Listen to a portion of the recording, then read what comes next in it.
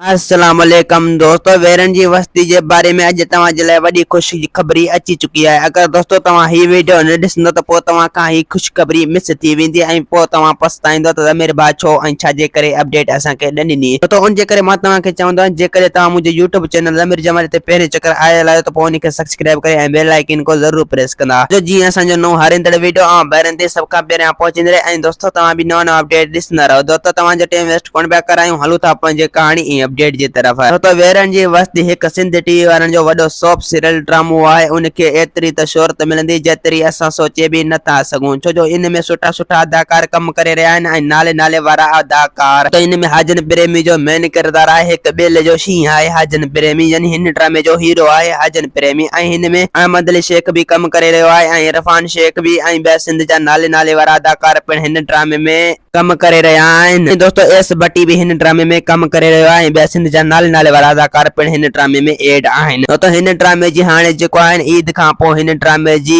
Episode अची वेंदी हाणे तमामु जल्द ही वेझो वेझो अचण वारी आहे ड्रामो। तो हिन जी तेल सां शूटिंग हली रही आहे, हिन जा 3 स्पेल जी शूटिंग हली रही आहे ऐं 2 स्पेल मुकमिल थी चुका आहिनि। जॾहिं बि 3 स्पेल पूरो थी वेंदो त पोइ हिन जी प्रोमो ईंदी, यानी ईद खां पोइ हिन जी प्रोमो ईंदी त पोइ दोस्तों तव्हां पक समझी छॾिजो त वेरन जी वस्ती ड्रामो ईद खां पोइ हलायो वेंदो, यानी इहा पूरी पक आहे त ईद खां पोइ ड्रामो वेरन जी वस्ती हलायो वेंदो। त वेरन जी वस्ती ड्रामे जी भी कहानी सुठी आहे ऐं उन में हाजन प्रेमी जो मेन किरदार आहे ऐं हाजन प्रेमी जेको आहे हिन ड्रामे में हीरो आहे, यानी हीरो जो कैरेक्टर अदा करे रहियो आहे हाजन प्रेमी। ऐं दोस्तों अज़ीज़ कमरानी जेको आहे हिन ड्रामे में वॾेरो आहे, यानी वॾेरे जो कैरेक्टर अदा करे रहियो आहे अज़ीज़ कमरानी। अज़ीज़ कमरानी खे कॾहिं बि तव्हां वॾेरे जे रूप में न आहे ॾिठो, हिन ड्रामे में तव्हां अज़ीज़ कमरानी खे वॾेरे जे रूप में ज़रूर ॾिसंदव। अज़ीज़ कमरानी तमामु ज़बरदस्त एक्टर आहे ऐं तमामु ज़बरदस्त कैरेक्टर अदा करे रहियो आहे वॾेरे जे रूप में। दोस्तों उम्मीद त कहानी आई हूंदी, असांखे पसंदि असांखे ॾींदा इजाज़त। वरी तव्हां सां मिलंदासीं के नई ईंदड़ वीडियो में। खुदा हाफ़िज़।